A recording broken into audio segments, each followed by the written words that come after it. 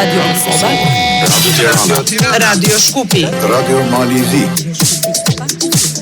Pak Kufi.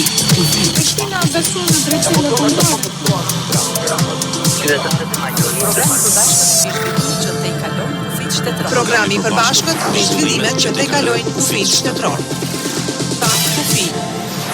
Përshëndetje nga studio e Radio Tiranës, të dashur dëgjues. Sot është 15 maj 2025. Po takohemi si çdo të enjte në emisionin ton të përbashkët pa kufi. Radio Tirana, Radio Kosova, Radio Shkupi dhe Radio Mali i Zi, ku për 60 minuta diskutojmë tema dhe aktualitete që preokupojnë qytetarët e vendeve tona. Këtu nga studio Radio Tiranës, i përshëndetje nga unë, Jaho Margjeka. Sot kemi vendosur për të diskutuar për summitin e Tiranës. Pra, është temë boshtë e këtij emisioni, një ngjarje që ka filluar sot në fakt në Tiranë në 15 dhe 16 maj, po mbahet summiti i komunitetit politik evropian me pjesëmarrjen e liderëve nga gjithë Europa. Ne do të flasim për rëndësinë e këtij summiti dhe impaktin e kësaj ngjarje në Shqipëri, në rajon dhe më gjerë. Po të folur për këtë aktualitet këtu në studio në Radio Tiranës, unë jam sikurse ndodh shpesh me Ben Andonin, analistin e mirënjohur Ben Andoni. Ben, faleminderit shumë që ke ardhur dhe sot dhe për kontributin që do t'japësh në pakufisi vazhdimisht. Përshëndetje dhe ndihmë nderuar që jam në emisionin tuaj. Faleminderit shumë. Në studion e Radio Kosovës me kolegen Mirvete Uka është i ftuar Ylber Hysa, ish ambasador. Mirvete. Përshëndetje Jaho për ju dhe të ftuarin tuaj, përshëndetje edhe për kolegë në 2 studio tjera dhe për të ftuarit e tyre po ashtu dhe për të gjithë dëgjuesit e 4 radiove tona publike. Sigurisht edhe ju më kam ftuar sot ish ambasadorin e Kosovës, Ylber Hysa. Zot Hysa, mirë se erdhët, faleminderit shumë. Mirë që jemi bashkë. Faleminderit. Faleminderit Mirvete, shpresoj që përgjatë emisionit të dëgjohemi pak më mirë.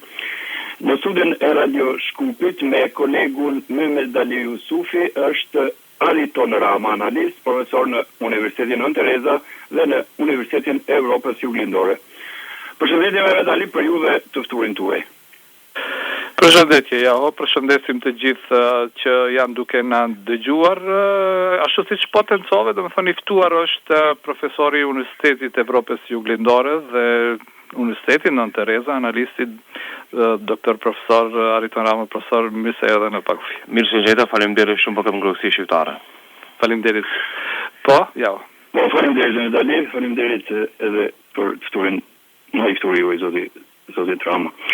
Në studion e Radio Mali të Zi me kolegun Gjok Dukaj është Nikol Camaj, nënkryetari i kuvendit të Malit të Zi. Kronikën e përgatitur nga kolegu Dukaj do ta transmetojmë përgjatë emisionit.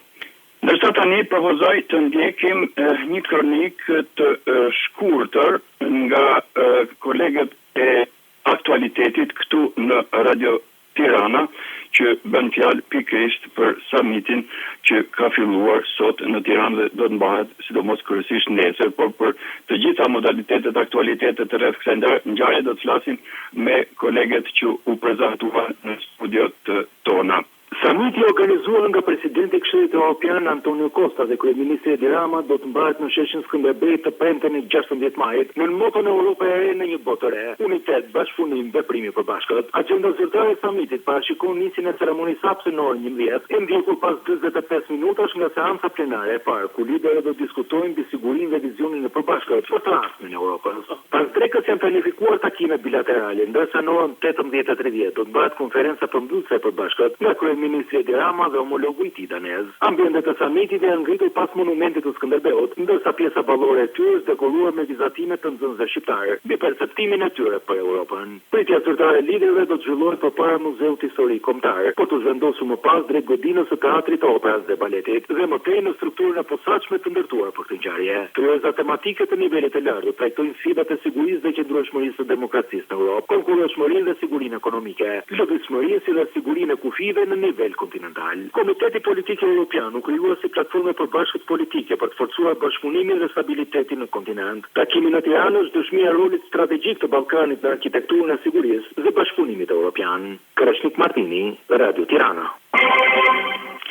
Ja, pra ishte kronika përgatitur me kolegu Krashnik Martini rreth këtij evenimenti. Fillojmë me njëherë diskutimin në studio tona. Fillojmë këtu në Tiranë me Ben Andonin.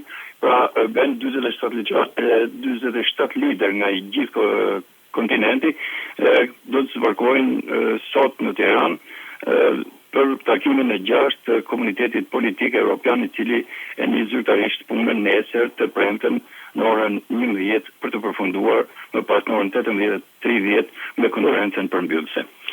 Qartë. Në fakt, për të përmbledhur, pasi përshkrimin e bëri pak më përpara. Po edhe kolegu. Duhet të them që tema e takimit është Evropa e rënë në botë të re, unitet, bashkëpunim, veprime përbashkët. Është vërtet diçka që u paraprish. Ky summit është summit me karakter politik. Është një institucion të themi që nuk u mbi vendoset institucioneve të tjera. Por ka dalë si nevojë imediate që krerët e Bashkimit Evropian bashkë me vendet që nuk janë akoma të integruar në Bashkimin Evropian, siç është zona euro, të kemi një kuptim politik dhe një qasje të interesave të tyre politike, përpara se vendimarrja të shkojnë në institucionet që janë përgjegjëse për institucionet e ndryshme. Interesante është që summiti i Tiranës do ketë edhe mendohet që të ketë edhe presidentin e Ukrainës, dhe duhet të jemi kushtojmë për diçka që në këto orë që po flasim në Turqi po flitet për modalitetet e takimit në mes Rusisë dhe Ukrainës. Dhe ndoshta në Tiranë do marrin vesh disa mesazhe direkte nga zoti Zelenski që do japi kolegëve të tij evropian. Ai që po shikohet në Turqi, dhe këtu po bëj një parantezë, është që Rusia po paraqitet në një nivel i cili nuk i përligj ato që priste Ukraina. Ndërsa sot zoti Trump përpara gazetarëve të tij ka thënë që gjithçka fillon nëse do të takohem ballë për ballë me zotin Putin, duke më vlerësuar krejt, por duke kthyer në summitin e Tiranës. Pritet nga ky summit. Nuk është një summit, si të thuash, vendimmarrës, ekzekutiv. Të se po shpjegova, nuk është vendimmarrës, është politik. Por shtrohen gjithmonë ide politike, liderët, aktualitetet, tematikat. Jo trajtohen se sa parashtrohen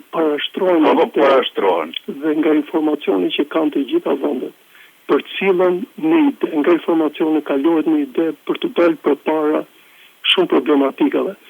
Ka një gjë interesante për shembull që e gjitha ka marrë forcë, do të thënë ky forum i cili po forcohet gjithmonë më shumë, ka marrë forcë për një sensi gati të pa imagjinueshëm kohë më përpara nga agresioni rus në Ukrainë. Ky është takimi i 6, Ky është takimi i 6. Modalitetet e drejtanishme, ku janë zhvilluar takimet e tjera dhe në çfarë periudhe kohore, ata kanë një saktësi, kështu. Mos nditojmë, ka shumë bëjnë 2 herë në vit. 2 herë në vit ka sjell të bëhet në Ballkanin Perëndimor dhe Shqipëria tashmë është organizatore mbas Shqipërisë.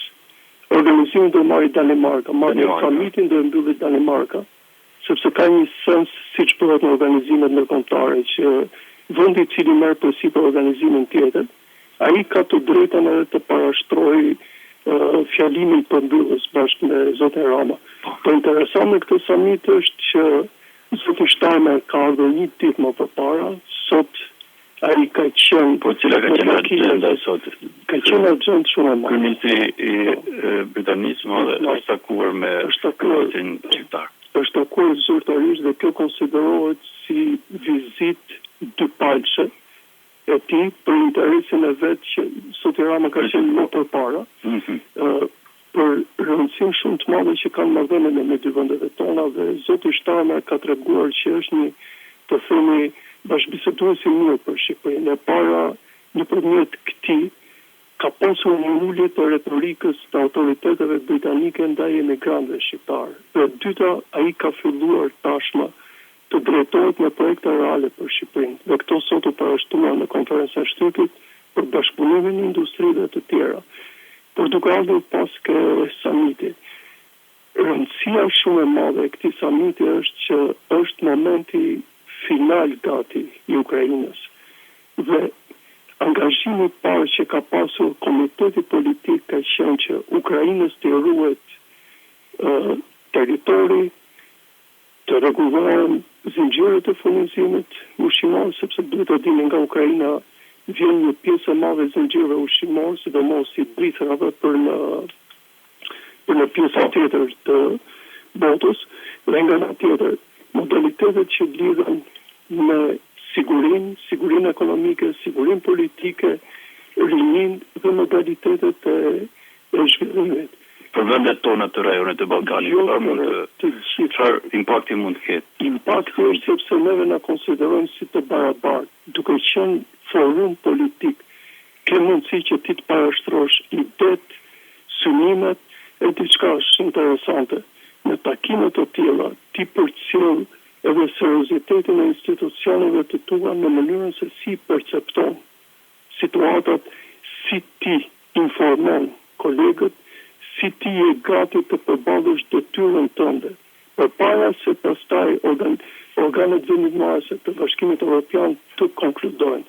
Prandaj ky komitet në kohë ka marrë fuqi të madhe, për Shqipërinë është gjë shumë e mirë, jo sepse thjesht organizohen, por për arsye sepse Shqipëris i lehtësohen shumë ura dy palqe. Për shembull, është planifikuar që zonja Meloni, zoti Erdogan të kenë takime direkte për interesat tona, por interesante tjetër që duhet ta theksoja është që zoti Macron, që është ideatori i këtij forumi, do të qëndrojë një ditë më pas dhe do hapi një aktivitet tjetër në Tiranë për biznesin.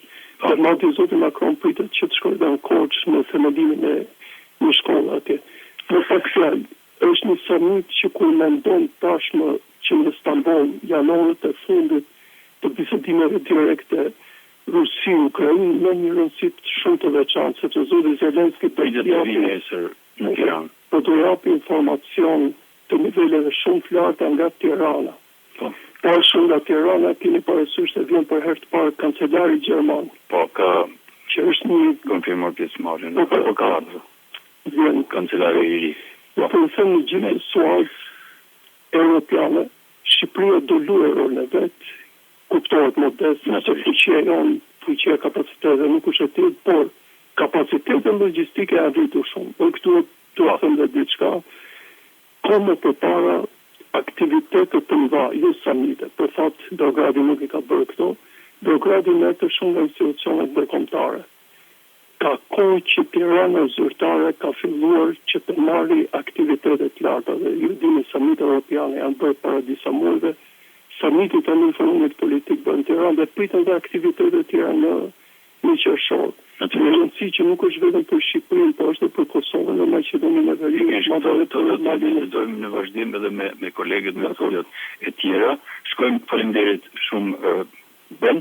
Shkojmë në Radio Kosova, atje kolegja Mirvete Uka është me zotin Ylber Hysa, ish ambasador, dhe do doja të mirënim opinionin e zotit Hysa si perceptohet në Kosovë ky summit në Tiranë dhe cili është niveli përfaqësimit të Kosovës në këtë summit. Mirvete. Po ja, zoti ambasador. Cila është simbolika e mbajtjes së këtij samiti, me që është nivel i lartë i liderëve të Evropës, që mbahet në një ndër vendet e Ballkanit perëndimor dhe pikërisht në Tiranë? Interesi dhe rëndësia për shqiptarët në përgjithësi dhe më pas do të flasim edhe për interesin e Kosovës për një samit të tillë. Mendoj që duhet të analizuar samitin në Tiranë nga disa nivele. Dhe ky i pari është i zërit dhe në këtë aspekt zëri i Tiranës dëgjohet më mirë se ky i joni i Radio Prishtinës, që është gjë e mirë. dhe është një pranim i imazhit të ri të Shqipërisë, e cila po vazhdon të jetë një vend ku ka pikë takim në mes të vendeve të Unionit Evropian dhe atyre të tjerëve, pra është takimi 47 liderëve, 27 plus 20, dhe në këtë aspekt Tirana plotësisht është duke ndryshuar perceptimin dhe imazhin në një vend ku ka pikë takimi dhe siç u tha këtu, kjo është marrje primatit të Beogradit, i cili vite më herët shifej si një lloj ure në mes lindjes dhe perëndimit, duke mos qenë edhe pjesë aspiratave të një vendi të NATO-s.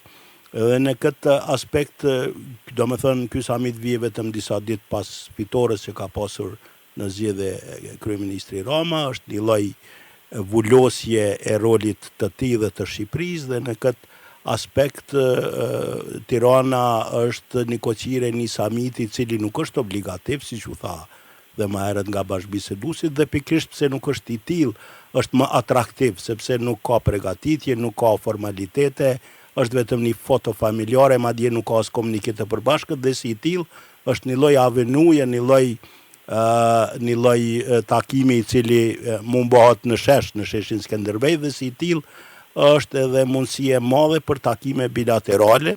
Niveli tjetër i rëndësisë është ai kohor, sepse mbahet pikërisht në një moment specifik për fate globale, siç është takimi i pritur në Stamboll, i cili duhet të shoh mundësinë nëse Rusia dhe Ukraina mund të gjejnë një shteg marrëveshje jashtë luftës, dhe në këtë aspekt ardhja Zelenskit në Tiranë është dhe mundësi e konsultimeve të tij me liderët evropian, me atë britanik, dhe me, siç u tha, me kancelarin gjerman, i cili vije për herë të parë në një takim të tillë multilateral pasi është zgjedhur për kancelar.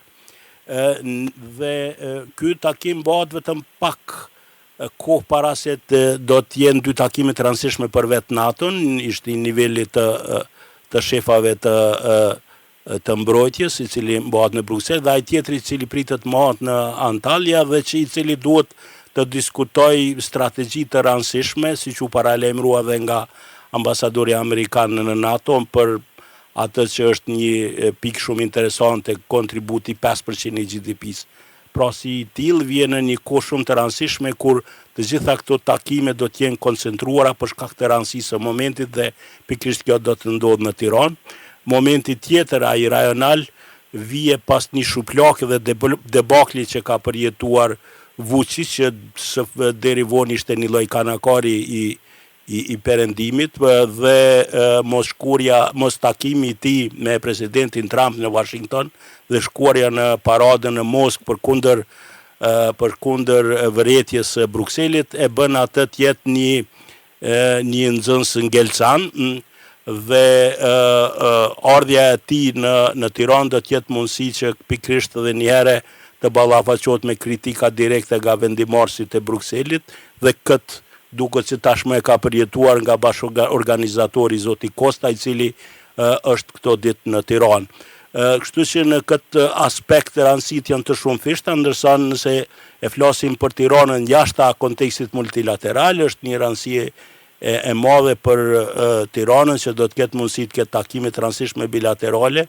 Njëra ndërto është me kryeministrin britanik, i cili vije për herë të parë, një kryeministër pas vendosjes së marrëdhënieve diplomatike që nga viti 21, është një mundësi për të biseduar çështje që janë në interes të dypalshme, dhe besoj se do ketë një qasje transaksionale, do me thënë Britania është interesuar të hapë një qendër për trajtimin e refugjatëve. Në fakt kjo është një marrëveshje që la vlen për vendet e rajonit, po sidomos për Tiranën, flitet që do të ketë oferta ndoshta edhe për dhënien e dronëve, për sistemet e armatimit dhe për Shqipërinë dhe për të tjerët, dhe gjithsesi kjo është një mundësi shumë e mirë për Shqipërinë për të biseduar interesa reale të qytetarëve të saj, sidomos të migrantëve në Britani, kështu që nga shumë aspekte samiti i Tiranës është një benefit i madh për Tiranën, edhe nëse doni pra dhe për Kosovën dhe për shqiptarët në rajon.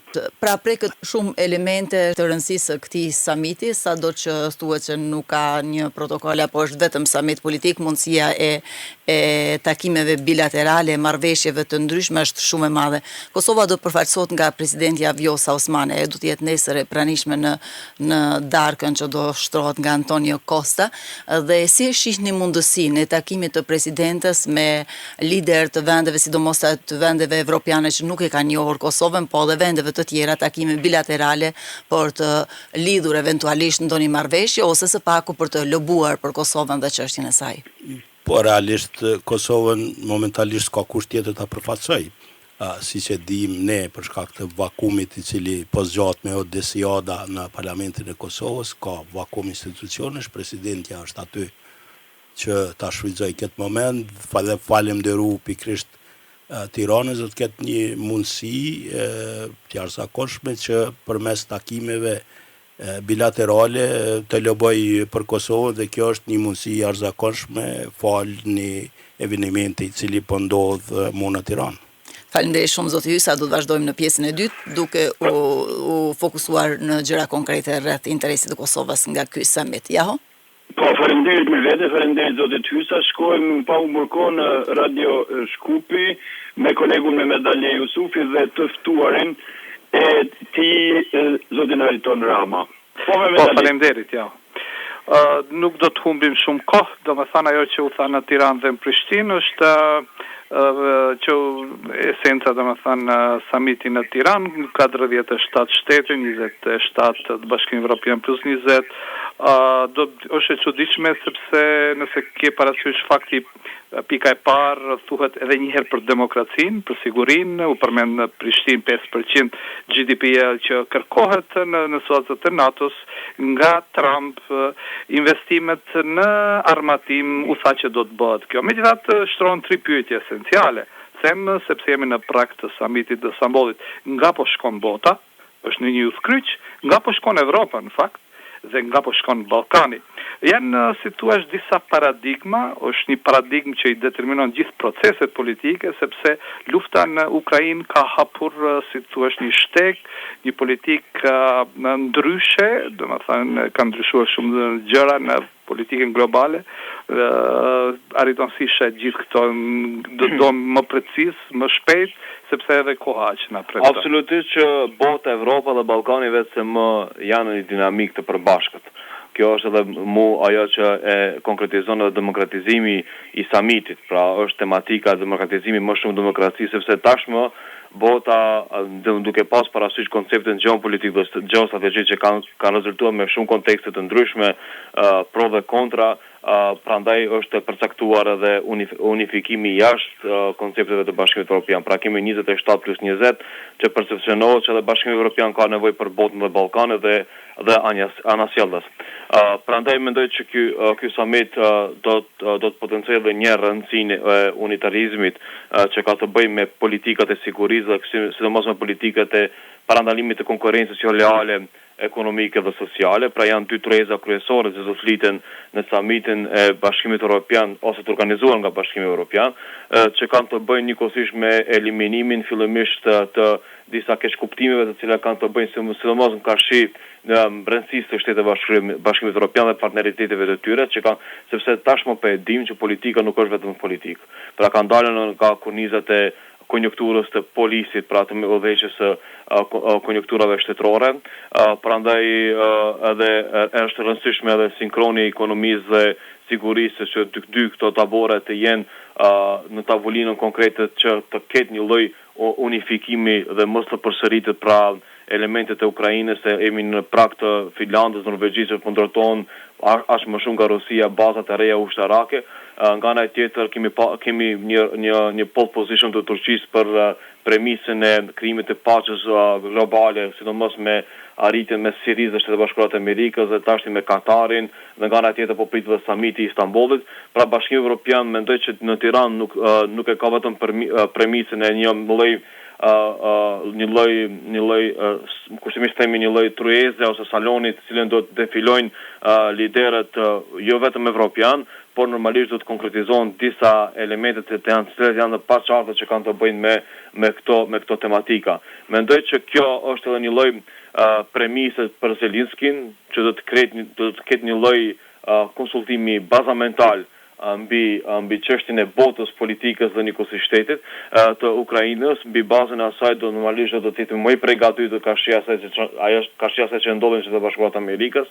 Pra këtu e vlerësoj një lloj pike përparësie që Bashkimi Evropian më nuk është një lloj elementi burokratik administrativ integrues, por është edhe më ka dalur nga ajo premisë që është shumë e rëndësishme niveli i ruajtjes së paqes në nivele jo vetëm evropiane, por edhe jashtë konjunkturave evropiane, pra niveleve po kjo është fillim, sepse tash po investohet 800 miliardë euro.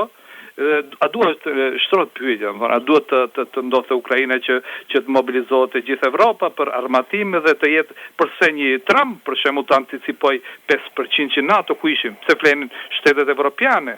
Pra intervenimet humanitare dhe intervenimet njëkohësisht të politikave të sigurisë nuk kanë të bëjnë me atë që kanë të bazamentale që është ajo ruajtja e paqes në niveleve globale, por është merr dhe jep.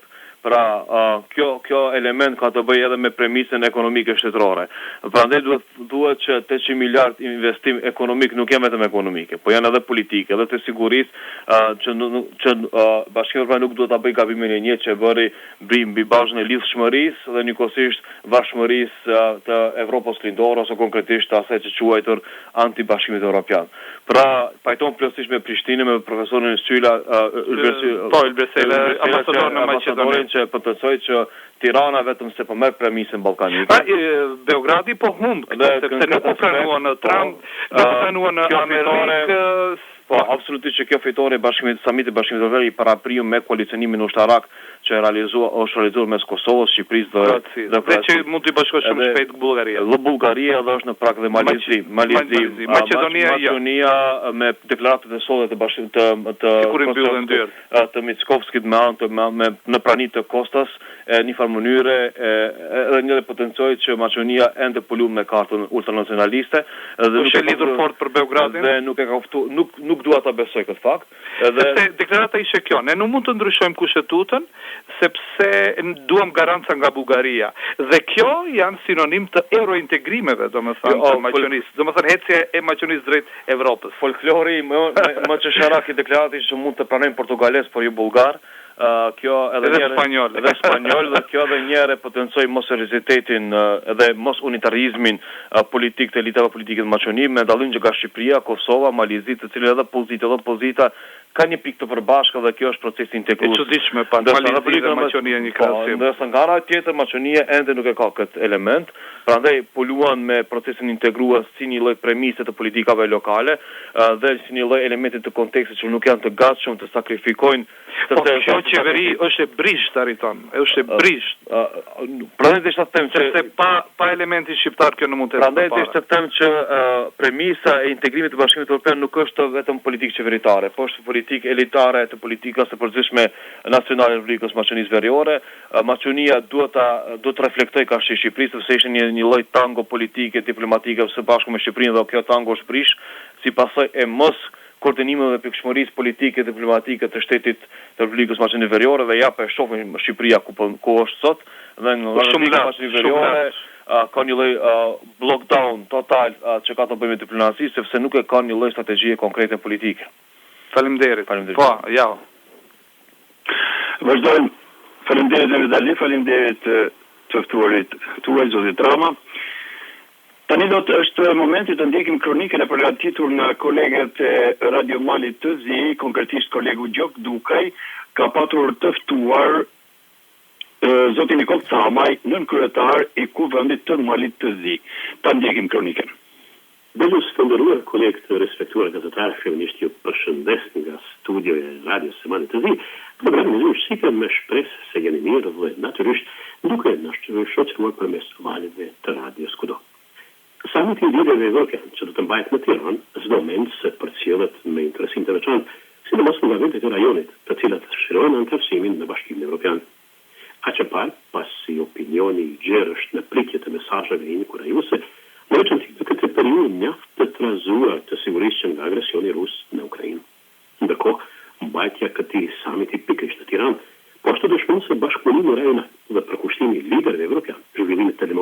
të qëndrueshme dhe këto sira është lart në agjendën e politikës aktuale evropiane.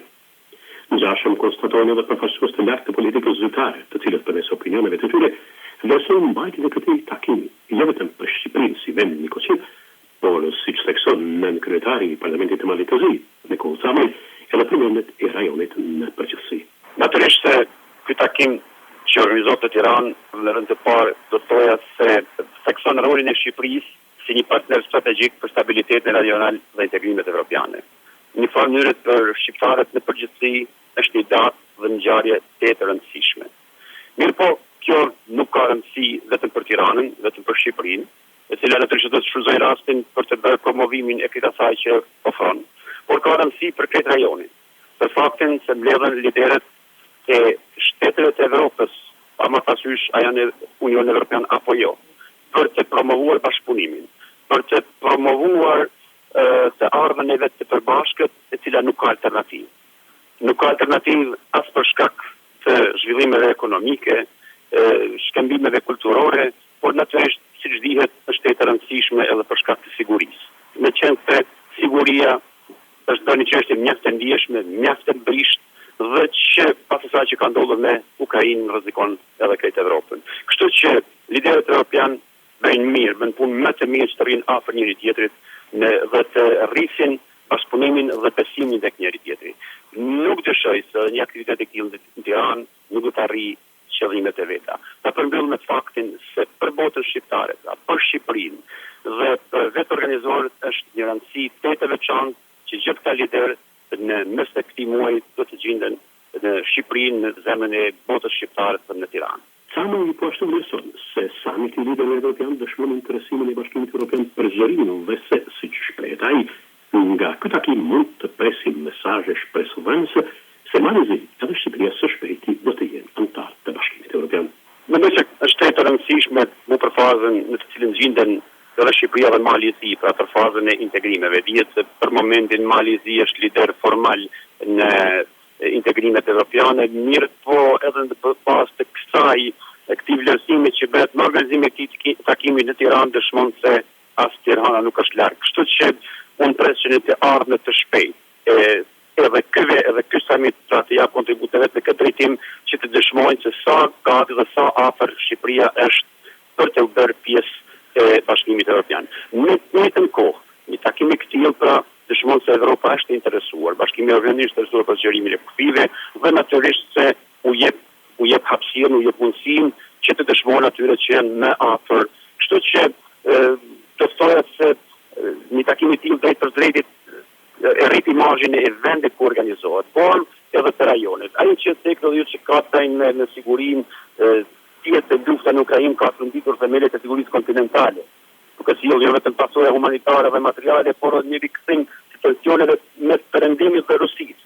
Kështu që kjo mbledhje dhe ky takim i perëndimit mund në Shqipëri pra që në mënyrë simbolike bota shqiptare në qoftë se përkujtojmë edhe faktin se dje kishim ditëlindjen e Skënderbeut edhe para 600 viteve ishte mbrojtëse e vlerave evropiane, në farë mënyrë dëshmon se kjo pjesë e Evropës duhet të jetë, duhet të bëhet pjesë edhe Evropës zyrtare. Kështu që mendoj se mesazhet tek ky summit do të dalin në frymën e kësaj se Shqipëria dhe Malezi janë së shpejti anëtare të BE-s. Të shpresojmë se mesazhi inkurajuese pasi opinioni velat tashmë një kohë të gjatë është në pritje të avancimit më të shpejtë drejt familjes së zgjeruar evropiane.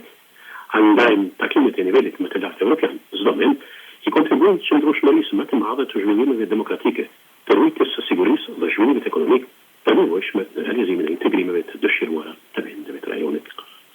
Dëgjos të nderuar kudo që ndodheni, ju përshëndesim nga studio e radios së Malit të Zi, redaksioni i Shqipe. Ju uroj një fundjavë të këndshme në emisionet e radhës dhe gjithë të mirat nga unë Gjok Dukaj. Mirë dëgjoshim. Ishte kronika e kolegut Gjok Dukaj nga Radio Mali i Zi.